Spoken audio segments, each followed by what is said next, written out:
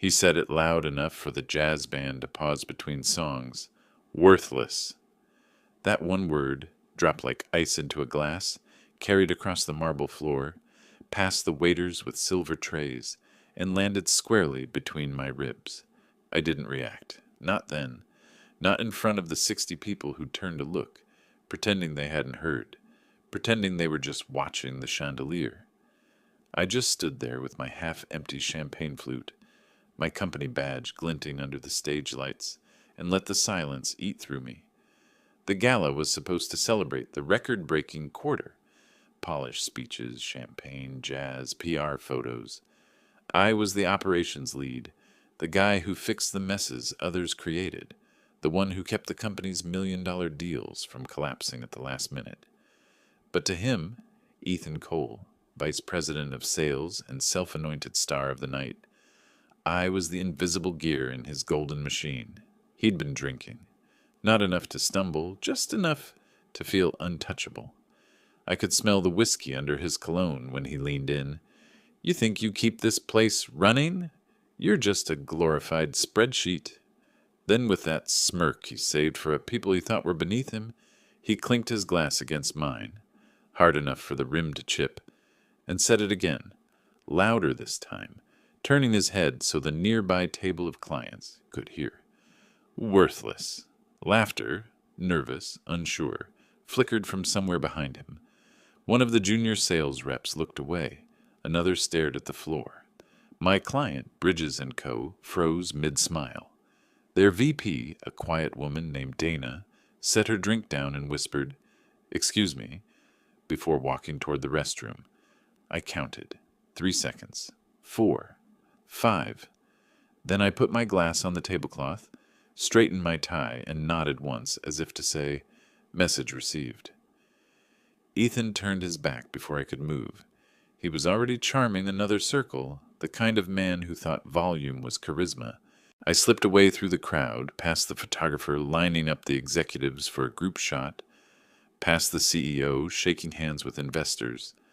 The night smelled of perfume and cold appetizers. Outside, the air bit with January wind. I stood by the valet stand, watching the reflection of the ballroom in the glass doors. Behind those doors, he was still laughing, the sound tinny through the glass. I looked down at the folded napkin in my hand, the one I'd picked up off the bar when he said it. The print on it was gold, the company logo embossed above the gala's date. I tucked it into my pocket, evidence though I didn't know for what yet. When the car pulled up, the valet handed me the keys. I drove home in silence. The city lights blurred on the windshield. Somewhere around the third red light, I realized I wasn't angry. Not really. Anger is noisy. This was quieter. A low hum just beneath the skin. Something measured, something patient. By the time I parked, the hum had become a plan. At 11:48 p.m., I sat at my kitchen table and opened my laptop. The cursor blinked on an empty document. I titled it, Incident, Company Gala, January 14th. Then I began to write. Everything, word for word, time, place, witnesses, the insult itself, his tone, the way he touched my shoulder like he was brushing off dust, the way Dana's hand trembled when she set down her glass. Every detail went in. When I finished, I saved the file 3 times. Local drive, encrypted folder, cloud. Then I opened my work inbox and drafted an email to myself from my personal account. Subject: for record keeping. Attachment: 1 PDF. It wasn't revenge yet. It was documentation. At 12:36 a.m., I opened another folder, one I'd been adding to for months without thinking much about it. Screenshots of Slack messages, copies of expense reports, approval forms with his signature, little things that hadn't mattered until tonight. Together, they started to look like a map. When the clock hit 1:01 a.m., I leaned back in my chair. The hum under my skin had settled into focus. In 72 hours, I would either be unemployed or he would. But that night, I just sat there listening to the city through the window, the sound of distant traffic and the faint pulse of the refrigerator. I thought about his voice echoing over the clinking of glasses, That single word like a stain spreading in a glass of water. Worthless. I smiled. Let's see. Tutwo. The clock starts. T plus 12. Thursday morning. I didn't sleep. Not a minute. When the sun slipped through the blinds, it found me still at the table. Coffee gone cold, the file open in front of me. I wasn't replaying his words anymore. I was dissecting them. In corporate life, everything leaves residue. Words, photos, schedules, metadata. People think power comes from status. It doesn't. It comes from documentation. By 7:00 a.m., I'd already copied the company's Gala photos from the internal shared drive before the comms team cleaned them up. Frame by frame, I scrolled through, executives smiling, glasses raised, Ethan's arm draped around clients who looked less comfortable than they pretended. And there, frame 214, his face twisted mid-sentence, mind blurred beside him. You couldn't hear the word, but you could see it, land. Jaw half open, lips forming the first syllable. A visual timestamp. I saved it. Labeled it Gala. Incident. 214 JPEG. Then I opened the Slack archive. He'd made jokes there, too. Little barbs masked his banter. Some of us carry dead weight, huh? Ops teams just spreadsheets with faces. Always in group chats. Always just plausible enough to pass as humor. I screenshotted them all. Message link, date, thread context. At 9:12 a.m., I typed a name into the search bar of my phone. Dana Bridges. She picked up on the second ring. Her voice was careful, like someone walking on cracked ice. I shouldn't have left you standing there, she said before I could speak. You didn't do anything wrong, I told her, but I might need your help. A pause. Then, if it's about what he said, yes, I heard it. Everyone at our table did. I'm filing a report, I said. All I need is for you to confirm what happened, if compliance asks. She exhaled. You have my word.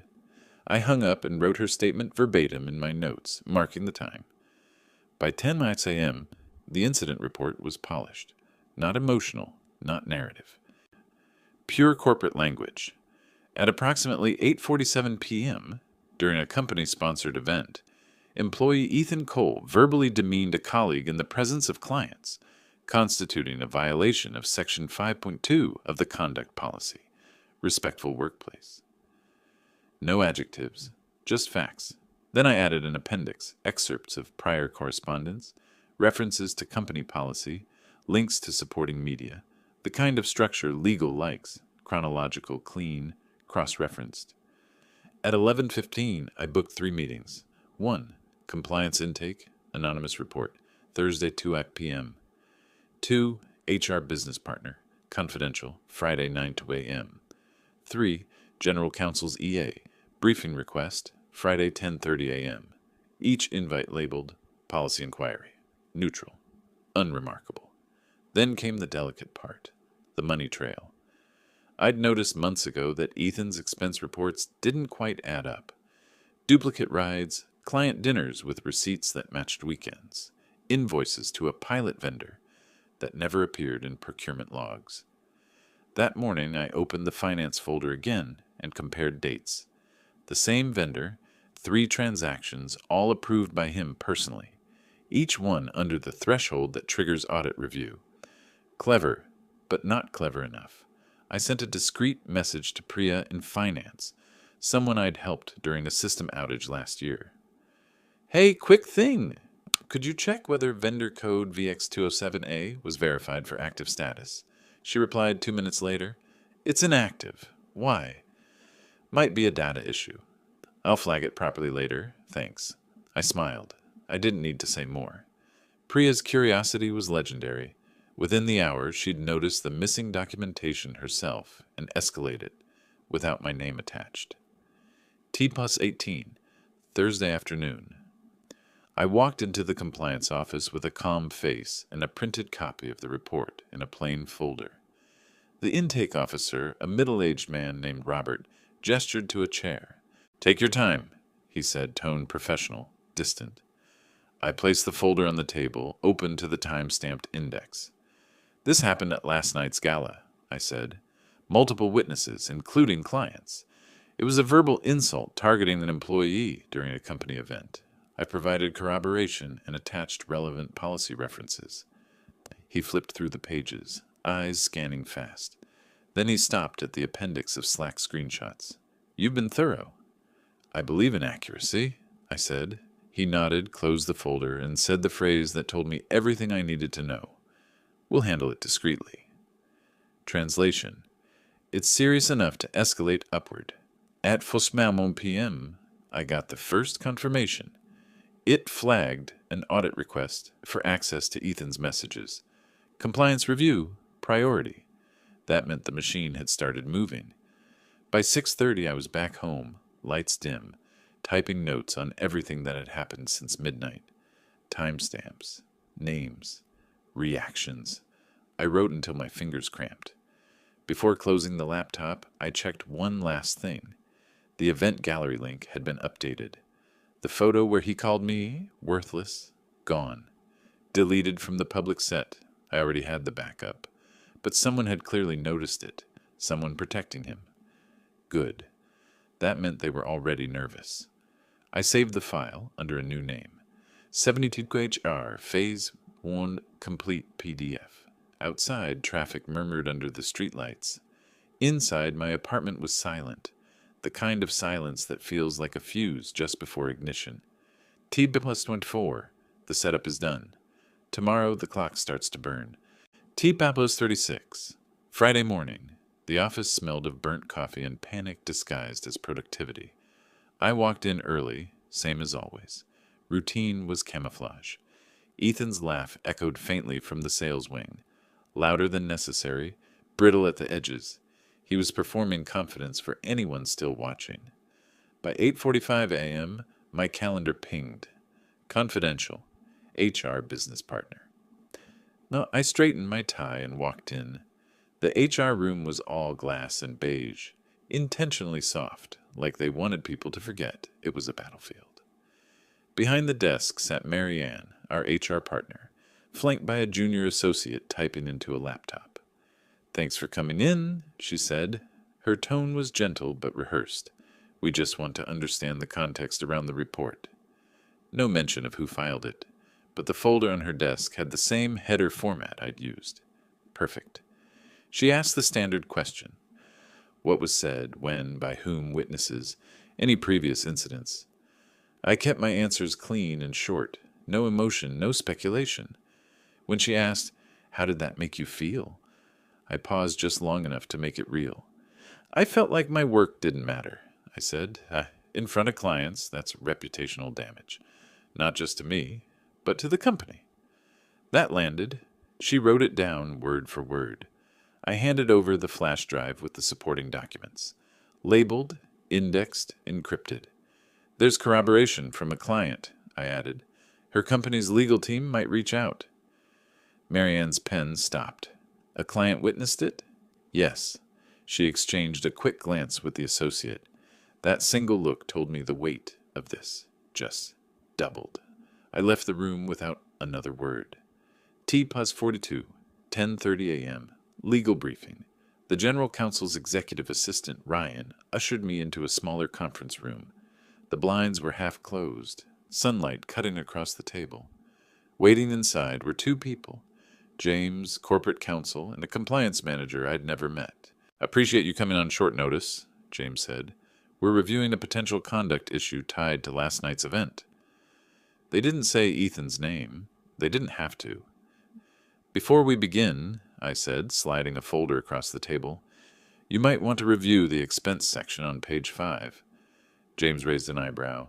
"Expense section?" I nodded. "Repeated charges under vendor VX207I.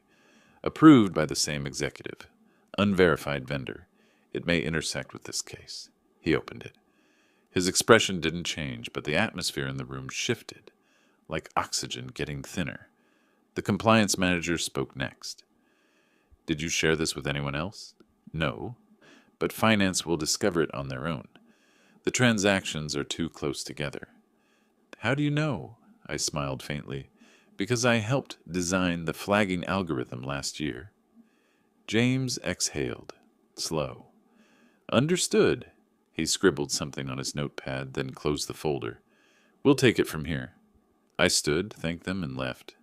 T+48, Friday afternoon. By lunch, the company Slack was quieter than usual. People sensed the shift but didn't know why. The sales floor was half empty. HR had started routine check-ins. Compliance pulled server logs. IT sent an alert about a temporary data audit. Ethan's office door stayed closed. At 3:10 p.m., I walked past the glass wall of finance and caught a glimpse of Priya, whispering to her manager, both staring at a spreadsheet. The manager's expression, tight, controlled. The kind of look people have when they realize the rope they've been climbing is fraying above them. T+52, 4:30 p.m. The first crack came quietly. A message from an unknown number. Hey, HR's asking about last night. I didn't say anything, should I? I recognized the number, Kendra, junior sales rep. The one who'd looked at the floor when Ethan said it. Tell the truth, I texted back. She didn't reply, but I saw the typing bubble flash and vanish. At 5:05, an email popped into my inbox. Meeting rescheduled. Sales division heads. The invite now read, mandatory attendance, HR and compliance update. 5:30 p.m., main conference room. That's when I knew it was over. I didn't attend. I wasn't supposed to. But from my desk, I could see through the frosted glass. Ethan sat at the far end of the table, posture stiff, jaw tight. 2 HR reps, 1 compliance officer, and the CFO sat opposite him. 10 minutes in, IT walked in carrying a laptop bag. By 6:42, the door opened. Ethan stepped out first, eyes wide, color drained. His badge lanyard was gone.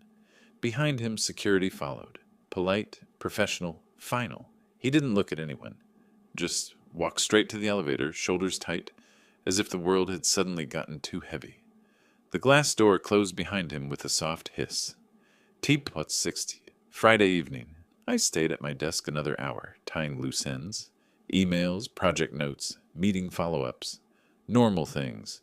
Routine was still camouflage. As I packed my bag, the company-wide email pinged. Subject, organizational update. Effective immediately, Ethan Cole has been placed on administrative leave pending an internal review. His duties will be temporarily reassigned. No details, no drama, just corporate euthanasia in 2 sentences. I leaned back in my chair and read it twice. The same people who had laughed quietly 2 nights ago now sat frozen at their screens. A few glanced at me, unsure what to say. I nodded once, small, neutral, and left. Outside, the air was cold again, cleaner somehow. The building's glass reflected the city lights like a mirror, and for a moment I saw myself the way he'd seen me. Quiet, unimportant, replaceable. Then I smiled faintly. He'd been right about one thing. I was invisible. That's what made it so easy to erase him.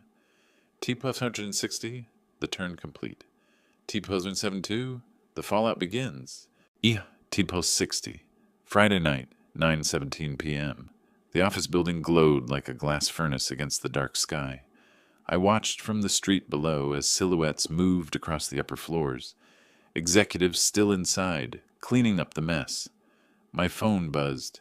A single-line message from Dana, my client. Saw the email. I told my director we'll renew. Only if you're lead. I stared at the screen for a long second, then typed back, appreciate the trust. She replied with a single emoji, a handshake. Professional. Final. Perfect. Inside the building, Ethan's nameplate had already been peeled off his glass door. The janitors worked faster than grief. HR's statement would go live Monday, short and bloodless. But in truth, the sentence had already been carried out. T+666, Saturday morning. Corporate scandals move fast when the right people are scared. I woke to 2 missed calls from unknown numbers and 1 from a blocked ID. I ignored them all. If they were important, they'd send an email. Over coffee, I opened my laptop. A quiet satisfaction replaced the exhaustion that had followed me for days. I checked the company news feed. Ethan's access was gone. His profile photo replaced by a gray placeholder.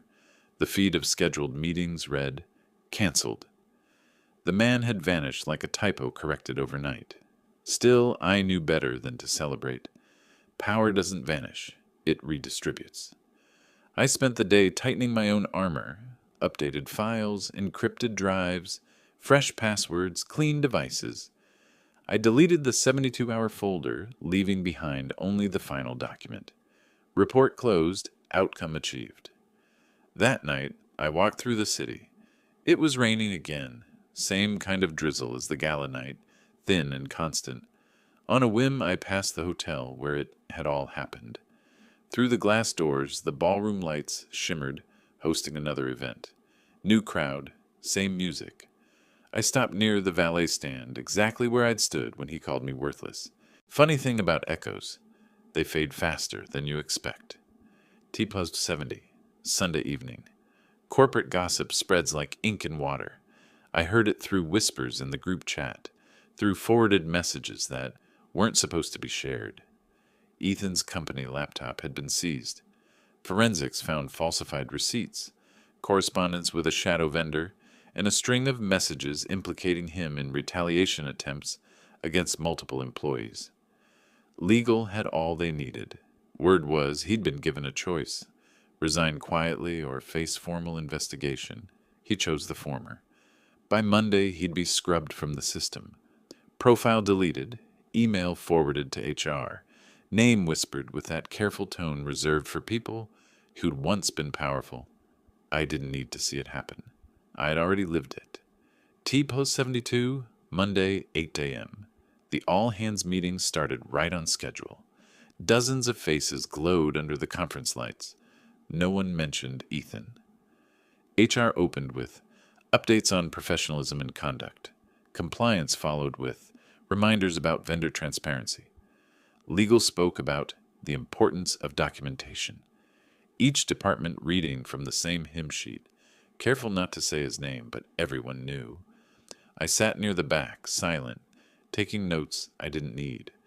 When the CFO announced that our division had secured the Bridges and Custer renewal for 3 years, several people turned toward me. I just nodded, as if it were business as usual. It was. After the meeting, my manager stopped by my desk. "The client specifically requested you as their point of contact," she said. "Said you handled yourself with integrity." "Just doing my job," I answered. By noon, my inbox was full of congratulations disguised as professionalism. "Congrats on the renewal. Great work last quarter. Must have been a tough week." I replied to none. Some debts don't need to be collected out loud.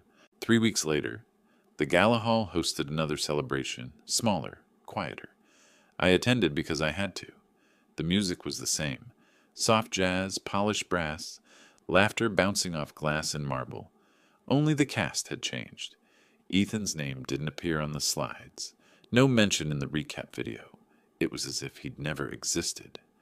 Midway through the night, I stepped outside for air. The valet greeted me with a nod. "Evening, sir. Back again?" "Yeah," I said, looking through the glass at the place where it started. Different kind of night, though. The wind carried faint music from inside. A saxophone solo, the kind that bends sorrow into something elegant. For a second I thought about that word again. Worthless. How it had felt burning in my chest, echoing in my ears. I took out my phone, checked my emails. The last one was from Dana. "Contract signed. Congrats. Let's make this a good year." I smiled. Not wide, not gloating. Just enough. Some people chase revenge for the satisfaction of seeing someone fall. I learned something better. Sometimes the cleanest revenge is silence, and a job well done. I slipped the phone into my pocket and walked back inside. No applause, no fireworks. Just a quiet man in a dark suit, sipping champagne, standing exactly where he'd been humiliated, and realizing he'd already won.